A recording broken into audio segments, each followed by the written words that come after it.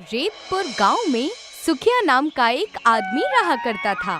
सुखिया के पास एक ऊंट थी। सुखिया गांव में घूमने आए मुसाफिरों को अपने ऊंट की सवारी कराया करता था। एक दिन सुखिया अपने 20 साल के बेटे मोहन से कहता है, मोहन, तुम दिन भर घर बैठे रहते हो, क्यों ना मेरे साथ चलकर मेरे काम में हाथ बटाया करो। अब्बू, किसी जमाने में हमारे घर में हमारे पास 20 ऊंट हुआ करते थे। आज सिर्फ एक ऊंट रह गया है, उससे हमारी आमदनी ही कितनी हो पाती है। बात तो तुम ठीक कह रहे हो मोहन, लेकिन हम कर क्या कर सकते। अब्बू, कल को हमें पूजा का निकाह करना है। आप क्यों नहीं समझ रहे हैं कि इस आमदनी में उसकी निकाह नहीं हो सकती। लेकिन हम करें क्या मोहन।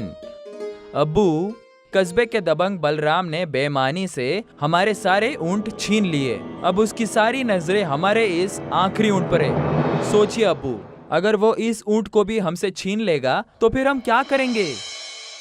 मोहन की बात सुनकर सुखिया घर से बाहर निकल गया कि तभी रेतपुर का दबंग बदमाश बलराम का नौकर हीरा सुखिया के पास आकर कहता है, मैं तुम्हारे ही घर आ रहा था सुखिया।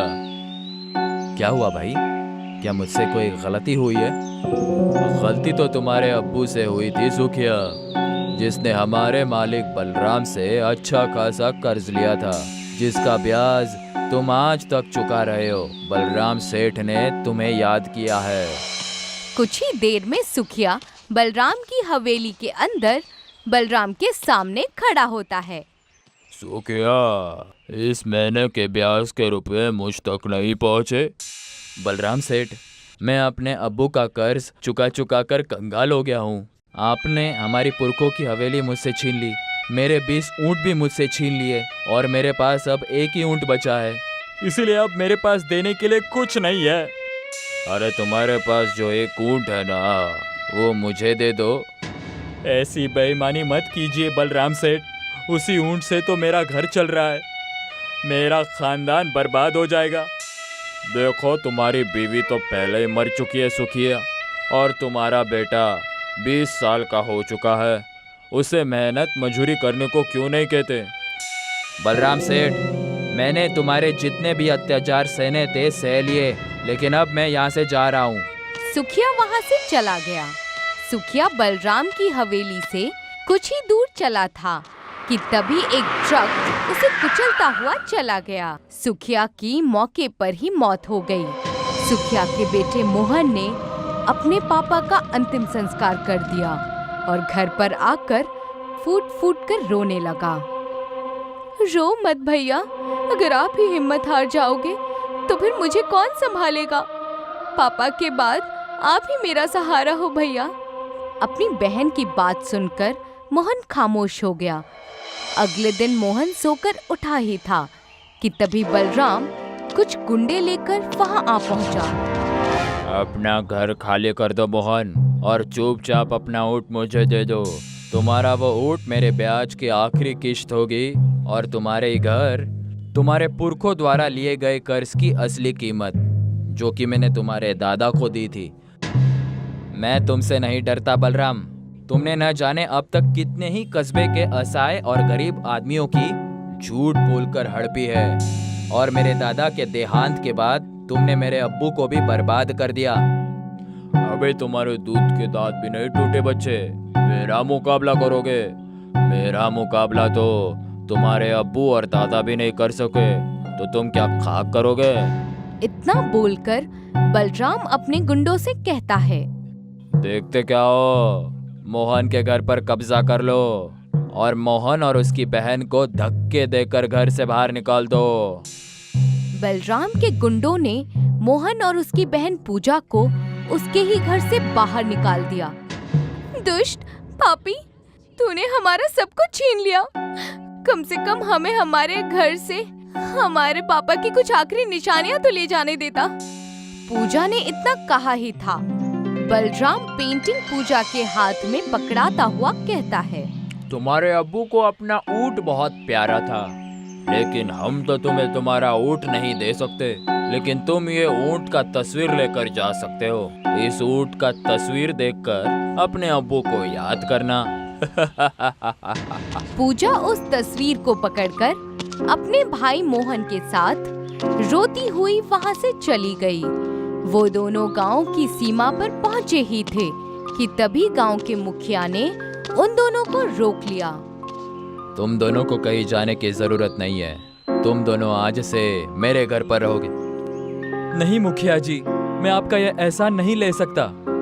तुम्हारे अब्बू और तुम्हारे दादा ने मेरे अब्बू पर बहुत एहसान किए थे, अब ना मत करना। मुखिया मोहन और पूजा को अपने घर पर लेकर आ गया। रात में पूजा अपने पापा को याद करके रो रही थी कि तभी उसके कानों में एक ऊंट की आवाज टकराई। यहाँ तो आसपास कोई भी ऊंट नहीं है, फिर यह आवाज कैसी? कुछ वक्त बाद उसके कानों में ऊंट के बोलने की लगातार आवाजें टकराने लगीं। पूजा ने देखा कि वो आवाजें तस्वीर के अंदर से आ रही थीं।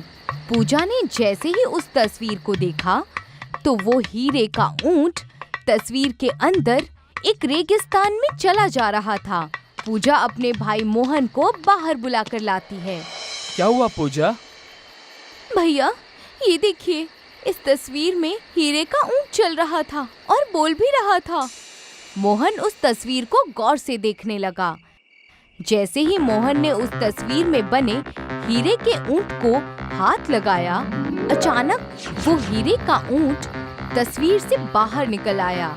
ये देखकर पूजा और मोहन की आंखें आश्चर्य से फटी की फटी रह गईं।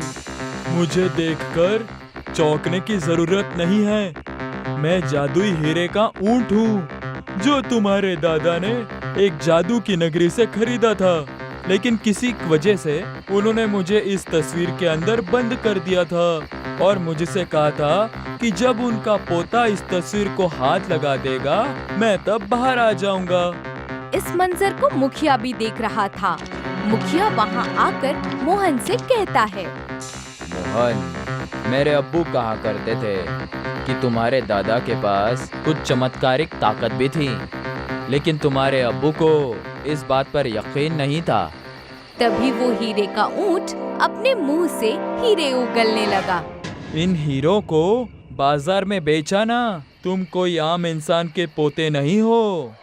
मोहन उन हीरों को अगले दिन बाजार में बेच आया। कुछ ही दिनों में मोहन ने रेतपुर गांव के सभी गरीब और असहाय लोगों के कर्जे चुकता करके बलराम के हाथों उनकी जमीन और उनकी संपत्ति छुड़ाकर वापस कर दी। आखिर ये सब माजरा क्या है? इस मोहन के पास आखिर इतनी दौलत कहाँ से आ गई? मैंने तो उसे और उसके अब्बू को कंगाल कर दिया था। बलराम सेठ, पूरे रेतपुर कस्बे में चर्चा है कि मोहन के पास एक हीरे का ऊंट है। जब से वो हीरे का ऊंट मोहन के पास आया है, सुना है कि वो हीरे का ऊंट अपने मुंह से हीरे उगलता है। यकीन तो मुझे भी नहीं था। मोहन भी अपने अब्बू की तरह बेवकूफ है। मोहन ने सारे कस्बे का जायदाद मुझे 2 गुने पैसे देकर छुड़वा ली, लेकिन उसने अभी तक अपने 20 ऊंट और हवेली नहीं छुड़वाई। अब तुम देखना कि मैं उसे कैसे अपनी बातों में फंसाकर उससे उसका हीरे का ऊंट हासिल करता हूँ। अगले दिन बलराम अपने नौकर हीरा के साथ मोहन की हवेली में पहुंच गया। तुम तो अपने अब्बू के मौत पर उस दिन बड़े आंसू बहा रहे थे। अरे बेवकूफ, जब तुम्हारे पास वो हीरे का ऊंट आ ही गया था तो तुम्हें सबसे पहले अपने अब्बू की जायदाद को छुड़वाना चाहिए था, ना कि उन कस्बे वालों की जायदाद को। मैं इसी बारे में आपके साथ बात करने वाला था सेठ। बोलिए, मेरे 20 ऊंट और मेरे पूर्वजों के हवेली की कीमत क्या है?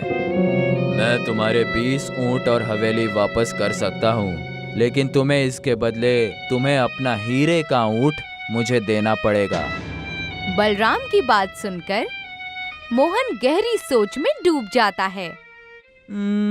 ठीक है, मैं तुम्हें अपने हीरे का ऊंट देने के लिए तैयार हूँ, लेकिन मेरी एक शर्त है। कैसी शर्त? तुम्हें मेरी सारी जायदाद के साथ साथ अपनी भी सारी जायदाद मेरे नाम करनी होगी। मुझे मंजूर है। अगले दिन बलराम ने मोहन के पूर्वजों की हवेली मोहन के नाम कर दी और उसके सारे ऊंट भी उसे वापस कर दिए और साथ ही साथ अपनी सारी संपत्ति भी मोहन के नाम कर दी। ये लो बलराम सेठ, मेरी हीरे का ऊंट आज से तुम्हारा हो गया। बलराम अपने साथी हीरा के साथ उसके ऊंट को मोहन की हवेली से लेकर चला आया। देखा तुमने हीरा, मोहन भी अपने अब्बू की तरह मूर्ख निकला। अब तुम देखना कि मैं कैसे हीरे के ऊंट से हीरे निकलवा कर मोहन से भी ज्यादा रईस बन जाऊंगा। इतना कहकर बलराम उस ऊंट से कहता है, आज से मैं तुम्हारा मालिक हूँ, अब जल्दी से अपने मुंह से हीरे उगलो। मगर बलराम की बात सुनकर ऊंट हीरे की बजाय मिट्टी उगलने लगा। ये देखकर बलराम गुस्से से कहता है, अरे मैंने तुमसे हीरे उगलने को कहा था, तुम तो मिट्टी को उगलने लगे। जल्दी से हीरे उगलो। बलराम के बार बार कहने पर भी जादुई हीरे का ऊंट मिट्टी ही उगल रहा था। तुम मुझे बेवकूफ समझ रहे हो, जादुई हीरे के ऊंट? अगर तू हीरे नहीं उगलेगा तो क्या हुआ? तेरे जिस्म पर लगे हुए हीरे उखाड़ कर मैं अपने नुकसान की भरपाई करूंगा। जैसे ही बलराम ने हीरे के ऊंट पर लगे हुए हीरों को हाथ लगाया, हीरे का ऊंट गायब हो गया। हीरे के ऊंट को गायब होते देख बलराम घबराते हुए हीरा से कहता है, ये तो गायब हो गया। बलराम सेठ, मुझे लगता है कि मोहन ने आपको बेवकूफ बनाया। तभी बलराम और हीरा के कानों में मोहन की आवाज आती है, अब ये बलराम सेठ नहीं बल्कि भिखारी हो गए हैं। ये सब क्या है मोहन? वो हीरे का ऊंट कहाँ गया? उस हीरे के ऊंट को जहाँ जाना था वो चला गया। इतना कहकर मोहन वही तस्वीर बलराम को दिखाने लगा। उस तस्वीर में वही हीरे के ऊंट का चित्र बना हुआ था। जिस जादुई हीरे के ऊंट को तुम अपनी सारी जायदाद देकर मुझसे ले गए थे, वो जादुई हीरे का ऊंट मेरे दादाजी ने जादुई नगरी से खरीदा था। जब वो ऊंट इस तस्वीर से बाहर आया था, तब उसने मुझे ये बताया था कि मेरे दादा ने आपसे कुछ कर्ज ने लिया था। तुमने मेरे अब्बू से झूठ बोला था और इसी जादुई हीरे के ऊंट ने तुम्हें बर्बाद करने के लिए मुझे तरकीब बताई थी। और एक मजे की बात मैं बताऊं कि ये जादुई हीरे का ऊंट सिर्फ मेरे हाथ लगाने से ही बाहर आ सकता है, क्योंकि ये मेरा हीरे का ऊंट है, तुम्हारा नहीं। अब तुम पूरी जिंदगी गरीबी में काटोगे, तुम्हें पता चल जाएगा कि गरीब की जिंदगी कैसी होती है। इतना कहकर मोहन वहाँ से चला गया। बलराम और हीरा दोनों कंगाल हो चुके थे। सिम्बापुर शहर में आर्यन अपनी बीवी जिया के साथ अपने भैया भाभी के साथ रहता था। आर्यन की भाभी प्रीति काफी नकचड़ी थी। वो बिल्कुल नहीं चाहती थी कि आर्यन और जिया उसके साथ उसके घर में रहें। इसीलिए वो हमेशा अपने पति संदीप से इसकी शिकायत किया करती थी। कितनी बार कहा है आपको, मुझे आपके भाई और उसकी बीवी के साथ रहना नहीं पसंद है और मैं बिल्कुल नहीं चाहती कि उन्हें पिताजी के छोड़े हुए जमीन जायदाद में हिस्सा मिले। मैं खुद ही यही चाहता हूँ भाग्यवान, इसीलिए आज मैं कोर्ट में जाकर आया हूँ और एक वकील को घूस खिलाकर एक फर्जी वसीयत के कागज तैयार कर दिए हैं, जिसमें साफ साफ लिखा है कि अब्बू जाने से पहले सारी चीजें मेरे नाम कर गए थे। अब बस कल सुबह की देर है। वाह पतिदेव, क्या तरकीब लगाई है आपने। आर्यन और जिया बर्ताव के बहुत अच्छे थे। घर का सारा काम जिया अकेले किया करती थी और आर्यन अपने पापा की बिरयानी की दुकान में काम किया करता था। अगले दिन का सूरज उगता है। संदीप और प्रीति आर्यन और उसकी बीवी दोनों को घर से निकाल देते हैं। भैया, ये आप नहीं कर सकते। दीदी, हमसे क्या भूल हो गई? आप हमें घर से निकाल देंगी तो हम कहाँ जाएंगे? कहीं पर भी जाओ, बस मेरे घर पर वापस मत आना। और आर्यन, तुम्हें काम पर आने की अभी जरूरत नहीं है। उस बिरयानी की दुकान को भी अब्बू मेरे नाम पर करके गए हैं। अब जाओ तुम दोनों और खुद का कुछ कर लेना, लेकिन वापस यहाँ मत आना, समझे? रहने की ही बात है तो थोड़े दिन किसी रेलवे स्टेशन पर सो जाना। गरीब लोग वहीं पर तो सोते हैं। आर्यन अपनी बीवी को सिम्बापुर रेलवे स्टेशन चला जाता है और खाने के लिए कुछ चीजें लेता है। वो पूरा दिन उसी रेलवे स्टेशन पर बिताते हैं। ना सिर पर छत, ना बदन पर चादर। जैसे जैसे दिन बीत रहा था, खाना भी कम हो रहा था। हम खाएंगे क्या? खाने के लिए कुछ नहीं बचा है। तुम फिक्र मत करो, यही ठहरो, मैं कुछ करता हूँ। आर्यन थोड़ी दूर जाकर लोगों से खाने की भीख मांगने लगता है। खाना, खाना, किसी के पास कुछ खाना है तो खाना दे दो। मेरी बीवी भूखी है, खाना दे दो, कोई तो कुछ दे दो।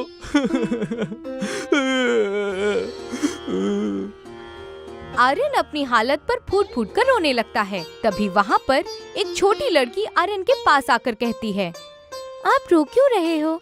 मैं आपको खाना देती हूँ। आज मैं अपना टिफिन लाना भूल गई और मम्मी ने मुझे आज बिरयानी और मेरे दोस्तों के लिए मोमोज पैक करके दिए हैं।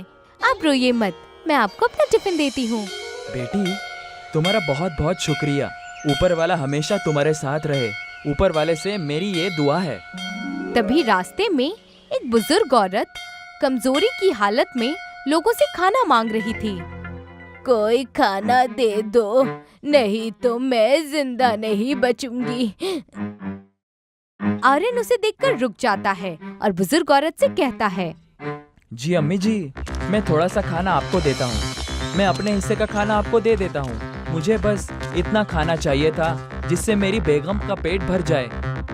तुम नेक इंसान हो, तलाशा हर जगह तुम्हें उसी तरह से जैसे कोई समुद्र में मोती ढूंढता हो।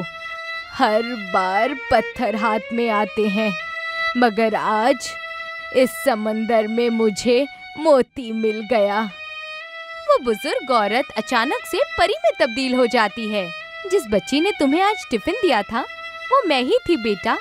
भूखमरी की भी हालत में तुमने मुझे खाना दिया। अब से तुम कभी भूखे नहीं सोओगे।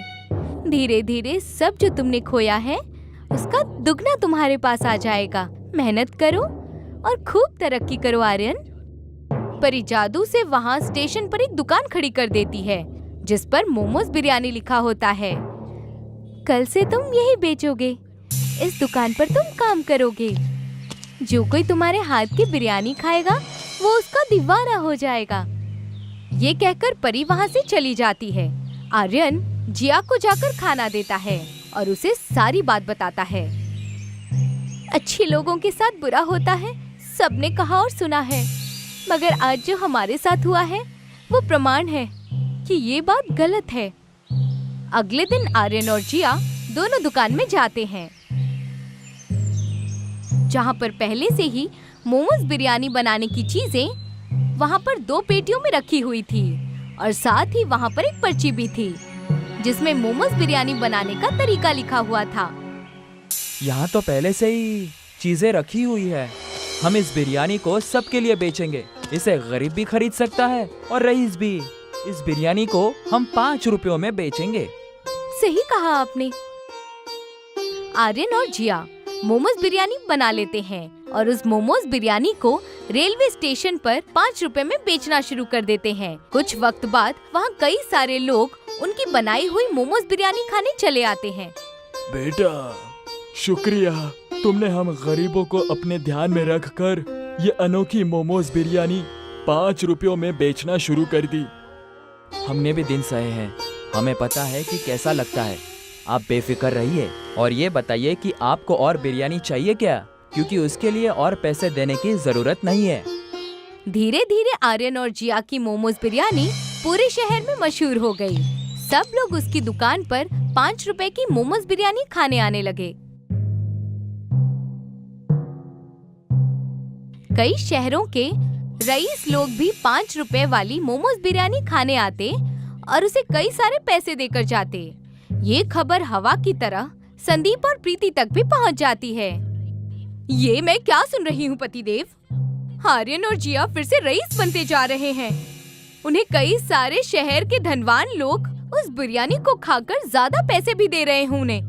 जानता हूँ, मुझे भी समझ में नहीं आ रहा है। सब तो हमने उससे छीन लिया था, तब उसके पास ये दुकान खोलने के पैसे कैसे आ गए? और इतने पैसे कैसे आ गए कि वो बिरयानी को 5 रुपयों में बेच रहा है? हम दोनों को जाकर देखना पड़ेगा भाग्यवान। मगर वो हमसे बात भी करेगा क्या? वो सब मुझ पर छोड़ दो। मैं अपने भाई को जानता हूँ, उसका दिल बहुत मुलायम है, वो मुझसे गुस्सा नहीं रह सकता है। संदीप और प्रीति दोनों आर्यन और जिया से मिलने उनकी दुकान पर पहुंच जाते हैं।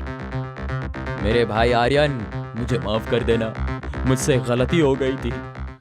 जिया, मुझे भी माफ कर दो, हमने तुम लोगों के साथ बहुत बुरा किया। अरे दीदी, कोई बात नहीं, बुरा तो हमारे साथ हुआ मगर हम टूटे नहीं और आप हमारे पास आ गए। मैं अभी कह सकती हूँ, परिवार हमसे झूठे नहीं।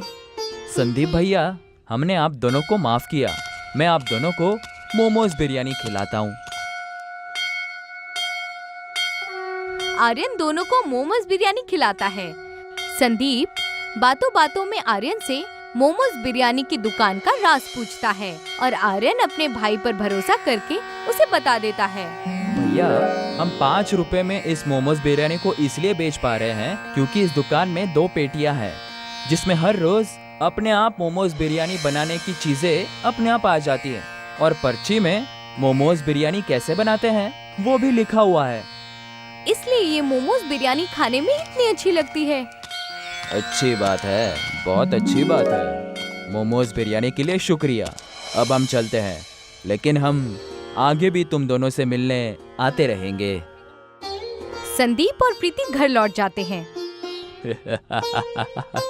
कहा था ना मैंने, वो ज्यादा देर तक मुझसे गुस्सा नहीं रह सकता।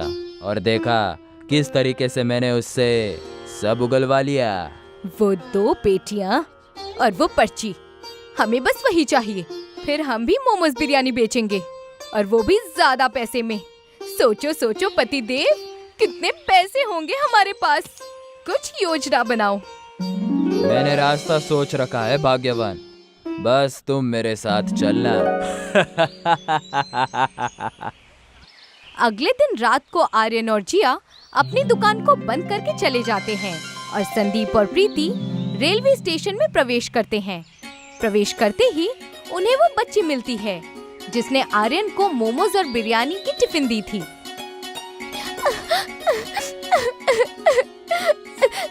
मैं रास्ता खो चुकी हूँ, अंकल जी मेरी मदद कीजिए, मुझे घर छोड़ दीजिए। ए लड़की, यहाँ से भाग, जा यहाँ से, किसी और से मदद मांग। अरे, एक बच्ची यहाँ कैसे आ गई? समझ नहीं आता क्या? निकल यहाँ से। वो बच्ची रोते रोते वहाँ से चली जाती है। संदीप और प्रीति आर्यन की मोमोज बिरयानी की दुकान पर पहुँचते हैं।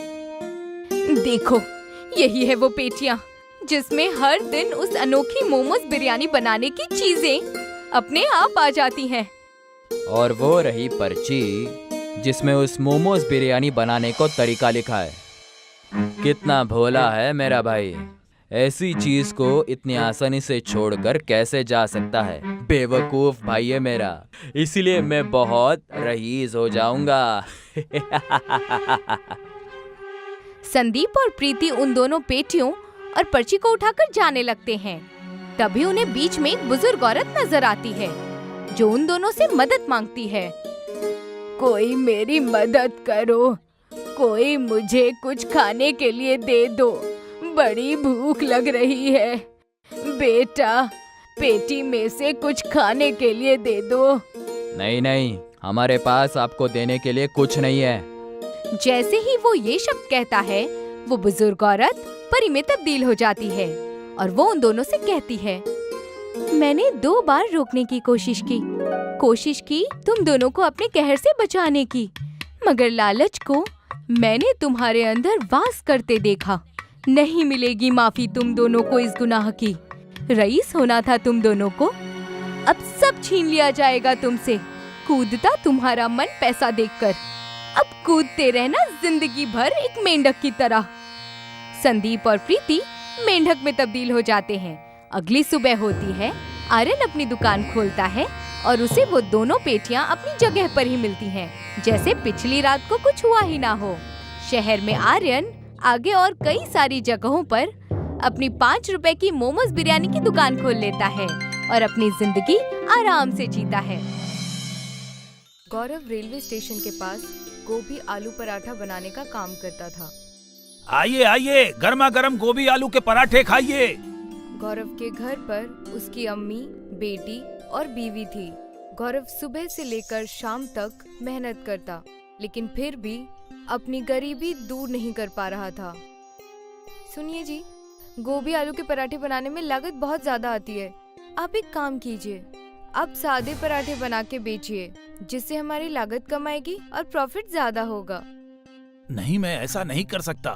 सादे पराठे खाना कोई पसंद नहीं करेगा। और फिर अब्बू भी गोभी आलू के पराठे बेचा करते थे, इसलिए मैं भी यही काम करूँगा। गौरव के पास तरह तरह के ग्राहक और उनकी तरह तरह की डिमांड होती थी। अरे भाई, मेरे पराठे में जरा गोभी आलू ज्यादा भर देना।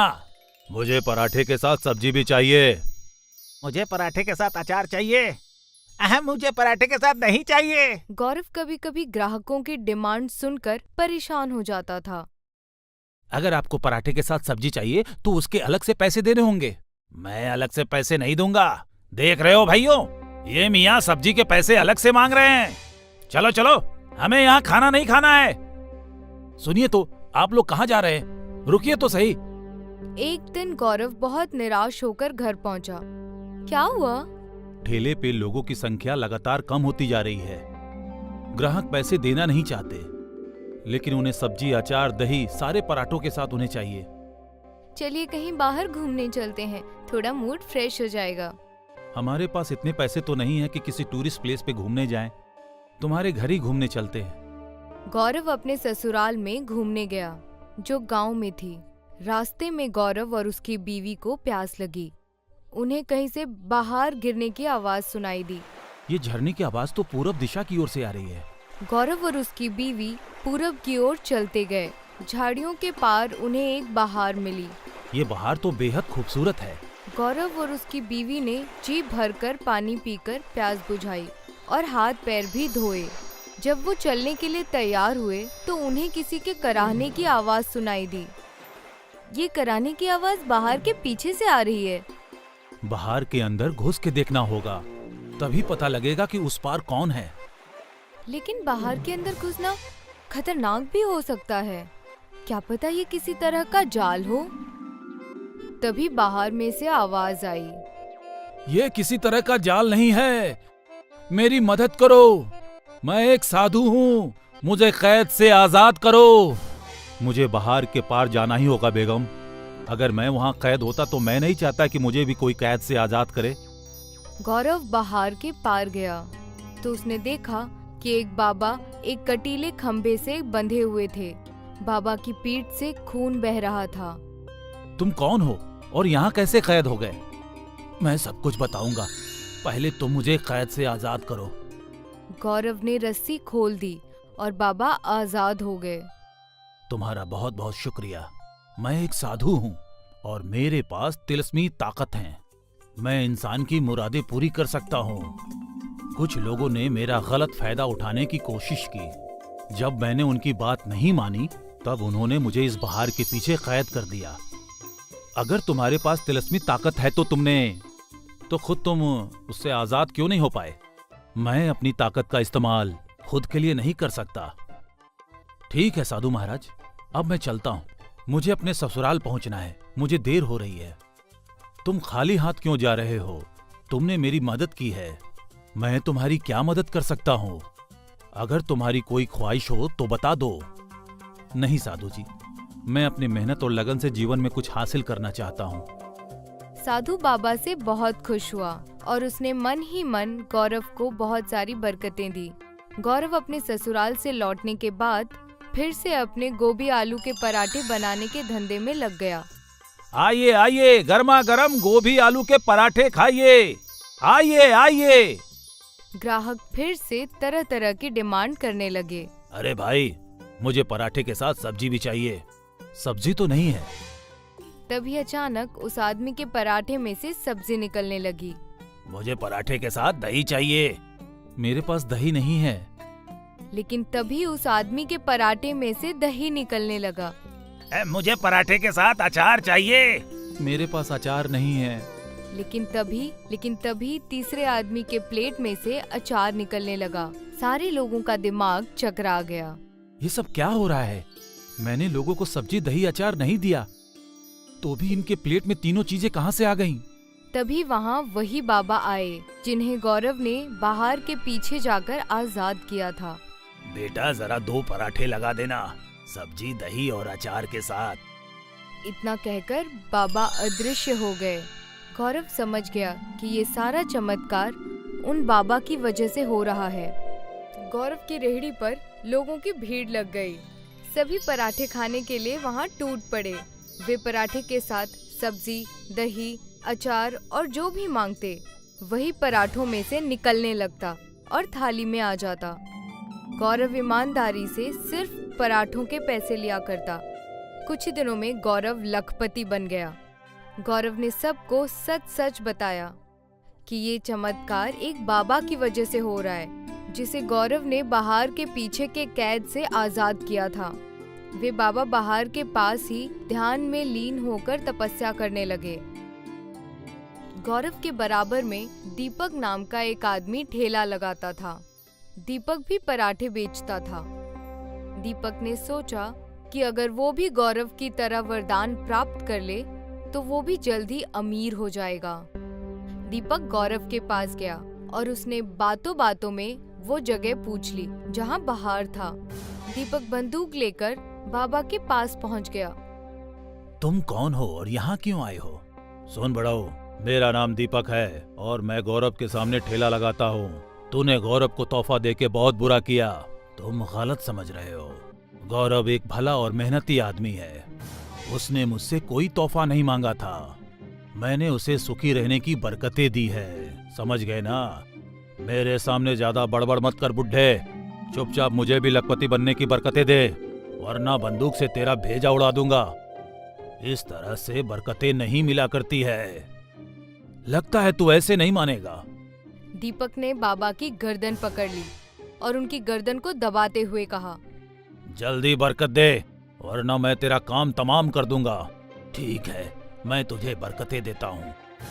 दीपक ने लौटकर बहुत खुश होकर अपनी रेहड़ी लगाई।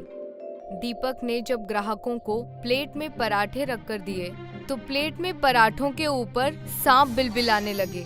जितनी बार भी दीपक ने प्लेट पे पराठा रखा, हर बार अंजाम वही हुआ। लोगों ने दीपक के पराठे बिल्कुल ही खाने छोड़ दिए। अब सारे ग्राहक गौरव की रेहड़ी पर जाने लग गए और गौरव ने देखा कि ग्राहकों की संख्या बहुत बढ़ गई है। तो गौरव ने 2 नौकरों को रखकर एक रेस्टोरेंट खोल लिया और इस तरह अपनी मेहनत और लगन के भरोसे पर खुशहाल जीवन बिताने लगा। लक्ष्मणपुर कस्बे में छतन सिंह अपनी बेगम और अपने बच्चों के साथ रहा करता था। छतन सिंह की एक बड़ी बेटी स्वाति पढ़ी लिखी और सुशील लड़की थी। बस स्वाति की शादी हो जाए, मेरे सर से सारी तकलीफें कम हो जाएंगी।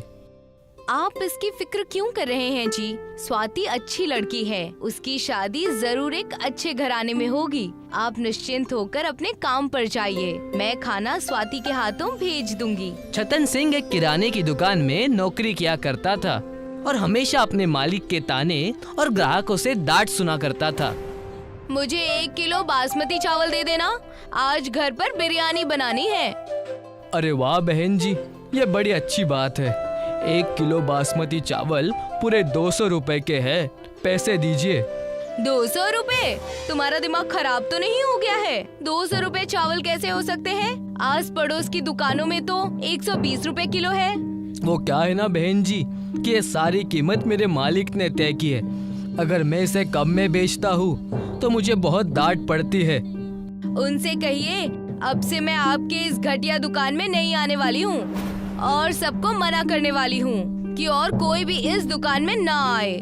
वो औरत दुकान पर से गुस्से में चली जाती है। इतने में वहाँ पर छतन सिंह का मालिक आ जाता है, जो ये सारी बातें सुन लेता है और छतन सिंह को डांट कर कहता है, तुम हो ही नहीं किसी काम के, तुमसे कुछ नहीं होने वाला। मैं तुम्हें अभी नौकरी से निकाल रहा हूँ। मालिक, आप ये कैसी बातें कर रहे हैं?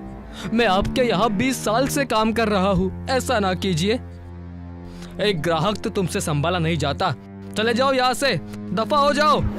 पता नहीं किस काम के हो, और दोबारा अपनी शक्ल कभी मत दिखाना।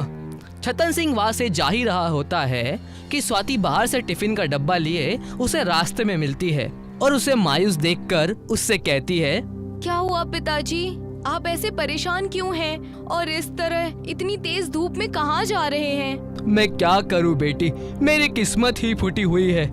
तुम्हारी शादी करवाना चाहता हूँ, लेकिन हमेशा कोई ना कोई तकलीफ मुझे परेशान करती ही रहती है। लेकिन हुआ क्या है, आप इतनी टेंशन में लग रहे हैं। अगर आप इतने टेंशन में रहेंगे तो आपका बीपी बढ़ जाएगा, बताइए तो। तब जाकर छतन सिंह उसे अपनी सारी तकलीफ बताता है। पिताजी की परेशानी देखकर स्वाति के आंखों में आंसू आ जाते हैं। तुम क्यों रो रही हो बेटी, इन सब में मेरी ही गलती है। मेरे सारे दोस्त बेईमानी करके आगे निकल गए और एक मैं हूँ जिसे बेईमानी करना नहीं आता तो कुछ ना कर पाया। दोनों वहाँ फिक्र में खड़े ही थे कि उन्हें कुछ आदिवासियों के झुंड ने घेर लिया, जिसे देखकर दोनों हैरान रह गए। बागड़बल बागड़बल, इन दोनों बाप बेटी को हमारे घर ले चलो। हाँ, बागड़ बोल की जय, ले चलो। छोड़ो हमें, छोड़ो, छोड़ो। छोड़ो हमें, छोड़ो मुझे। उन आदिवासी के पूरे झुंड ने उन्हें कैद कर लिया और अपने इलाके में ले गए, जहाँ छतन सिंह और स्वाति ने देखा कि स्वाति की माँ यानी छतन सिंह की बीवी पहले से ही वहाँ पर कैद थी। भाग्यवान, तुम यहाँ क्या कर रही हो? कौन है ये लोग और हमसे चाहते क्या है? मैं घर से बाहर बाजार की ओर राशन लेने जा रही थी। सोचा था कि बिरयानी बनाऊंगी और इन लोगों ने मुझे अगवा कर लिया। न जाने ये हमसे क्या चाहते हैं। हमें कैद कर कर क्यों रखा गया है? मैं और मेरा परिवार दर्द से करा रहे हैं। हमें छोड़ दो, हमसे चाहते क्या हो? तुम छतन सिंह हो ना, जो उल्टा पैदा हुआ है, और वही छतन सिंह जिसने कभी कोई चोरी का काम ही नहीं किया। जी, मैं वही छतन सिंह हूँ, लेकिन तुम मेरा नाम और ये सब कैसे जानते हो? तुम हो कौन? तुम मेरी बातें छोड़ो, इस पत्थर को देख रहे हो? इस पत्थर का मैं क्या करूँ? इस पत्थर पे से तुम्हें 10 बार छलांग लगानी है। अगर तुम इसमें कामयाब होते हो तो मैं तुम्हें एक तोहफा दूंगा। तब तुम मेरे परिवार को छोड़ दोगे? मेरा वादा है तुमसे। उन आदिवासियों ने मुखिया के कहते ही छतन सिंह को छोड़ दिया और छतन सिंह उस बड़े से पत्थर पे से छलांग लगाने लगा। जैसे ही 10 छलांग छतन सिंह के पूरे हुए, वो पत्थर एक खूबसूरत लड़के में बदल गया। उस लड़के को देख के सारे आदिवासी झूमने लगे। मेरा बेटा वापस आ गया, शुक्रिया तुम्हारा। बागड़ बोल महाराज की जय, मैं उनका हमेशा आदर करूंगा। ये हुई ना बात, लल्लन अब वापस आ गया। ये सब क्या है, कोई मुझे समझाएगा? चोरी और लालच के श्राप के वजह से मेरा बेटा पत्थर बन गया था। ये श्राप से तभी रिहा हो सकता था जब कोई उल्टा पैदा हुआ इंसान जो ईमानदार और सच्चा हो इस पत्थर पे से 10 छलांग लगा लेता, तो जो तुमने आज कर दिया। पिछले 2 सालों में ना जाने में कितने लोगों को लेकर आया। तुम्हारा काम हो गया तो अब क्या हम यहाँ से जा सकते हैं? मेरा खानदान पहले से ही बेहद परेशान है और तुमने उनका और तमाशा बना रखा है। छोड़ो हमें अब। ऐसे कैसे जाओगे? तुम्हारा तोहफा तो लेते जाओ। उस आदिवासी मुखिया ने अपने आदमियों को इशारा किया। वहाँ से उनमें से एक चमकता हुआ हैंडपंप लेकर आ गया। तुमने हमें इतना परेशान किया इस हैंडपंप के लिए? ये कोई मामूली हैंडपंप नहीं है, ये जादुई हैंडपंप है। जब तुम इसे चलाओगे तो इसमें से तुम्हारी मन पसंदीदा चीज निकलेगी। क्या सच? और तुम ये मुझे दे रहे हो? हाँ, तुमने मेरे ऊपर इतना बड़ा एहसान जो किया है, मेरे बेटे को वापस लाकर। लेकिन इस हैंडपंप का इस्तेमाल कैसे करना है और इससे क्या होगा? इस हैंडपंप को तुम एक महफूज जगह पर जाकर लगा देना और इसके ऊपर थोड़ा सा पानी फेंक देना। जब भी तुम हैंडपंप चलाओगे उसके अंदर से तुम्हारी मन पसंदीदा चीज निकलेगी। उस आदिवासी से छतन सिंह का परिवार हैंडपंप लेकर आता है और वहाँ से चला जाता है। छतन सिंह अपने घर के आंगन में उस हैंडपंप को लगा देता है। स्वाति एक ग्लास में पानी लाकर छतन सिंह को देती है। देर किस बात की, आप इस हैंडपंप को चला दीजिए, कुछ न कुछ जरूर अच्छा होगा। छतन सिंह जैसे ही उसके अंदर पानी डालता है, उसके अंदर से बिरयानी निकलने लगती है, जादुई हैंडपंप की बिरयानी, जिसे देखकर सब हैरान रह जाते हैं। पिताजी, ये देखिए, हैंडपंप से बिरयानी निकल रही है। इसका मतलब उन आदिवासियों की बात सच निकली। हे मालिक, तेरा लाख लाख शुक्र है। हमारी सारी मुसीबत का हल निकल गया। किसी ने सोचा था कि मेरे उल्टा पैदा होने और अच्छे काम करने के वजह से ये फल हमें मिलेगा। उसी दिन से छतन सिंह अपना एक छोटा सा ढाबा खोल देता है, जिसका नाम वो हैंडपंप बिरयानी रखता है। देखते ही देखते छतन सिंह की सारी तकलीफें दूर हो जाती है। सारे कस्बे में छतन सिंह के हैंडपंप बिरयानी की वाहवाही होती है। एक दिन छतन सिंह का पुराना मालिक उसे मिलता है। भाई साहब, बहुत दिनों से कुछ नहीं खाया, मुझे बिरयानी मिलेगी? लोगों से सुना है कि आप मुफ्त में भी दे देते हैं। जैसे ही छतन सिंह पलटता है तो देखता है कि उसके पुराने मालिक की हालत भिखारी की तरह हो गई है। मालिक, आपकी ये हालत कैसे हुई? मैं अभी आपको बिरयानी देता हूँ। तुम इतने बड़े आदमी कैसे बन गए?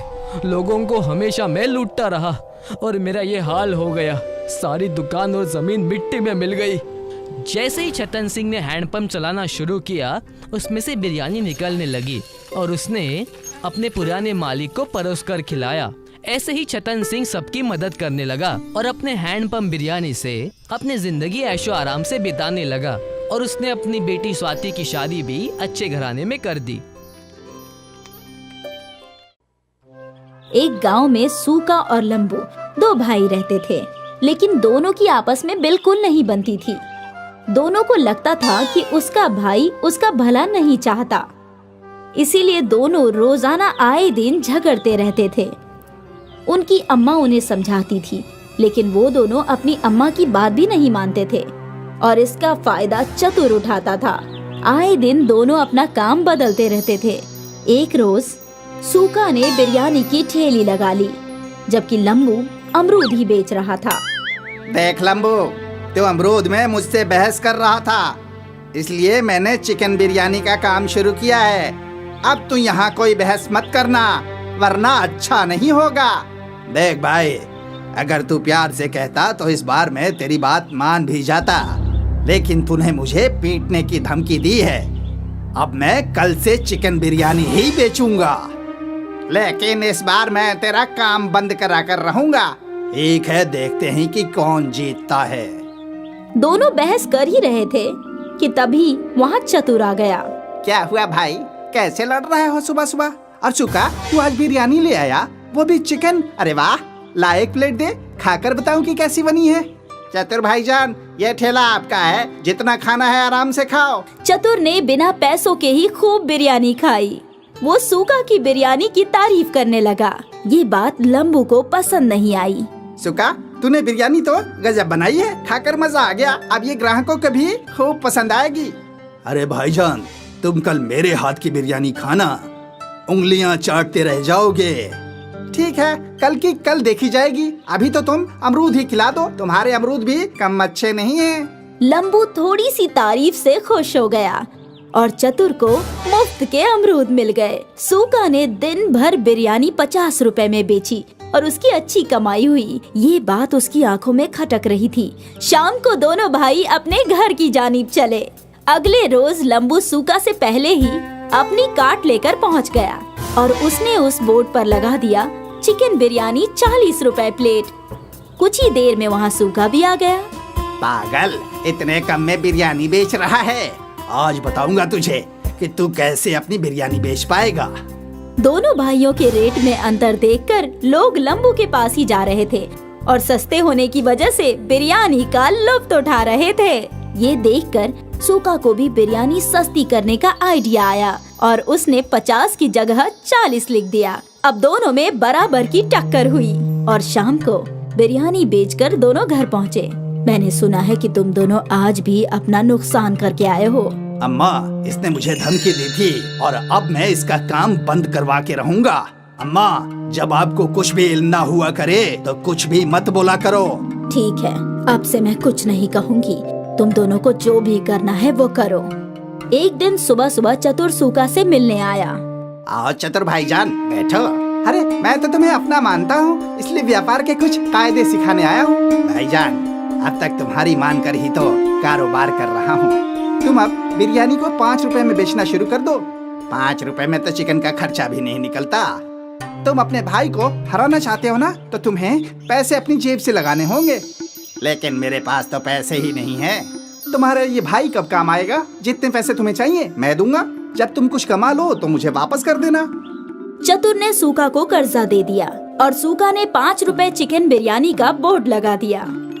उसके पास लाइन लग गई। लोग टोकन लेकर अपनी बारी का इंतजार कर रहे थे। लंबू ये देखकर दुखी हो रहा था। तभी वहाँ पर चतुर पहुँच गया।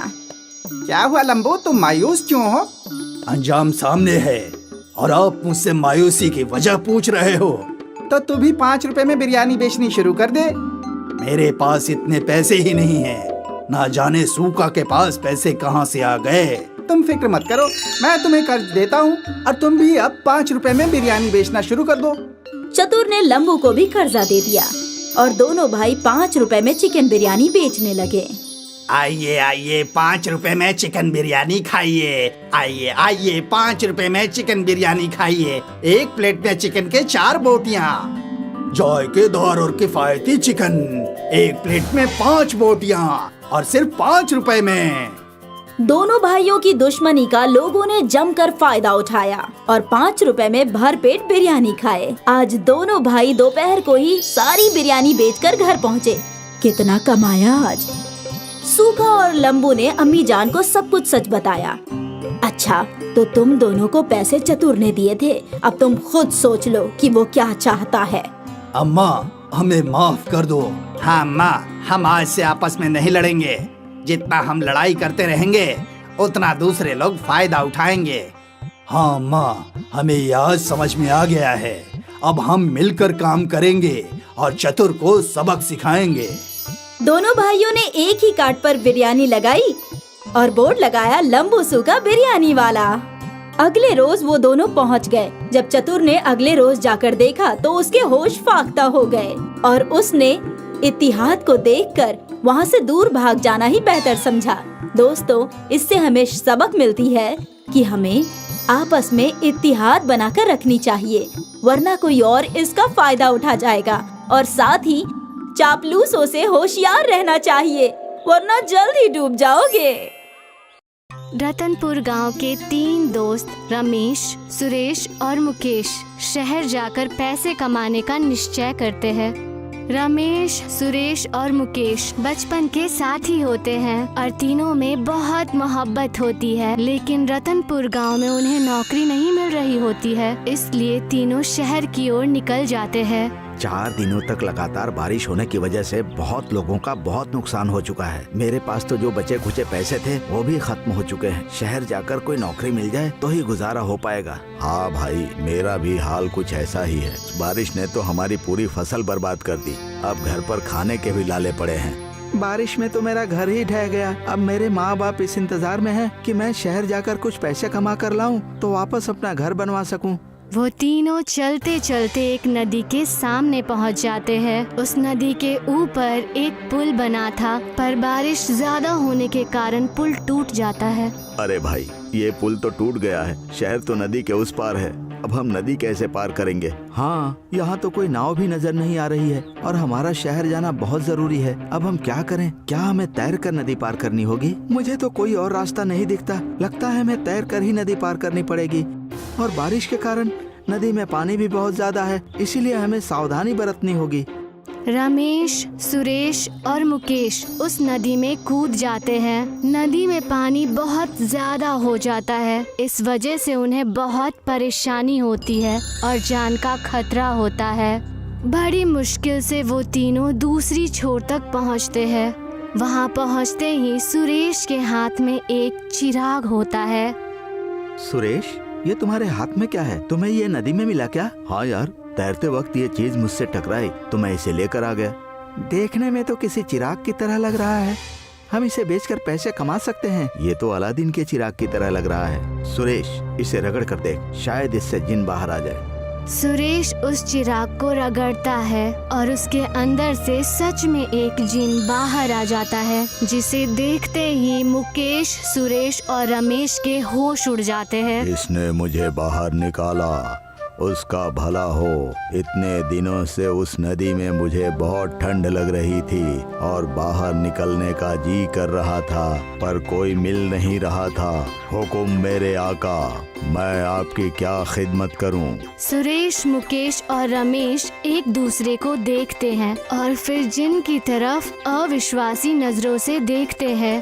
अरे आप लोग बस मुझे देखते ही रहेंगे या कुछ कहेंगे भी? हुक्म कीजिए, आपका हुक्म मेरे सिर आंखों पर। तुम हमारे लिए क्या क्या कर सकते हो?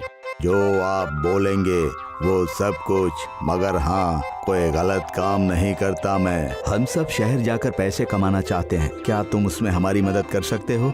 हाँ, मैं कर सकता हूँ। मैं पैसे कमाने में आप लोगों की मदद कर सकता हूँ। अच्छा, मगर कैसे? आप तीनों शहर जाकर होटल खोल लो। मुझे जादुई तंदूरी रोटी बनानी आती है। होटल में मैं जादुई तंदूरी रोटी बनाऊंगा और आप तीनों बेचना, फिर देखना आपके पास पैसे ही पैसे होंगे।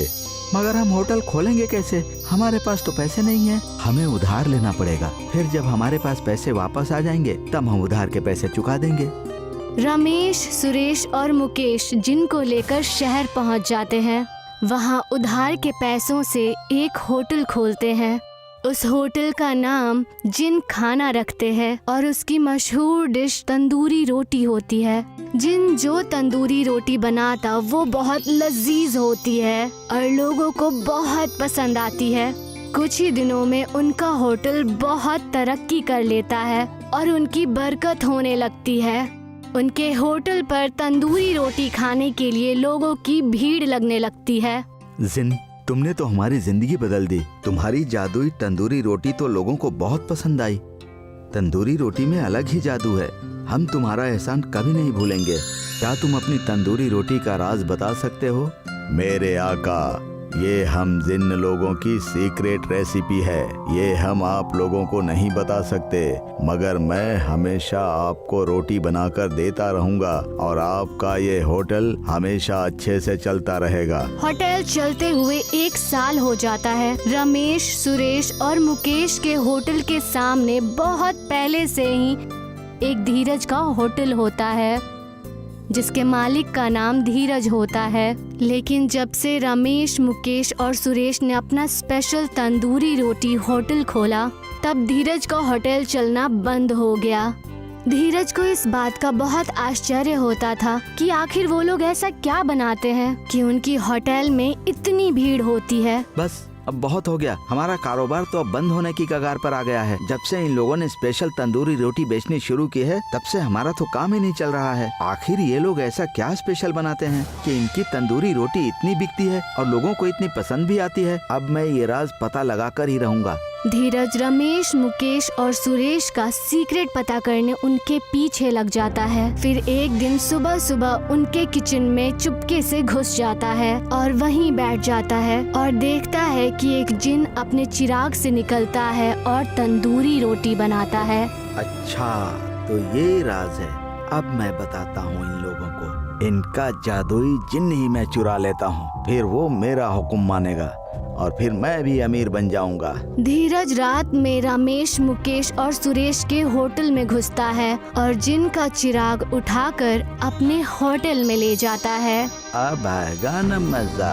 धीरज चिराग को जोर से रगड़ता है, लेकिन उसमें से जिन निकलने की जगह चिंगारी निकलती है और उसका होटल जलने लगता है। धीरज डर जाता है और उस चिराग को वहीं गिराकर और दौड़कर रमेश, मुकेश और सुरेश के होटल में चला जाता है। बचाओ बचाओ, आग आग, बचाओ। रमेश, मुकेश और सुरेश उठकर आते हैं और धीरज के होटल में पानी मारने लगते हैं, लेकिन उस पानी से होटल की आग बुझने का नाम ही नहीं ले रही होती। मुकेश धीरज से कहता है, अरे भाई धीरज, किस चीज से आग लग गई है? जो बुझने का नाम ही नहीं ले रही है। आग तो देखने में भी बड़ी अजीब लग रही है। अब धीरज के पास सच बोलने के सिवा कोई दूसरा रास्ता नहीं बचता। वो तीनों को सारी बातें सच सच बता देता है कि उसने उन लोगों का चिराग चोरी कर लिया था। वो तीनों ये बात समझ जाते हैं कि जिन नाराज हो गया है, इसीलिए धीरज के होटल को जला रहा है। धीरज भाई, हमने तुमसे ये उम्मीद नहीं की थी। चोरी करने की यही सजा होती है। रुको, मैं जिन्न को शांत करने की कोशिश करता हूँ।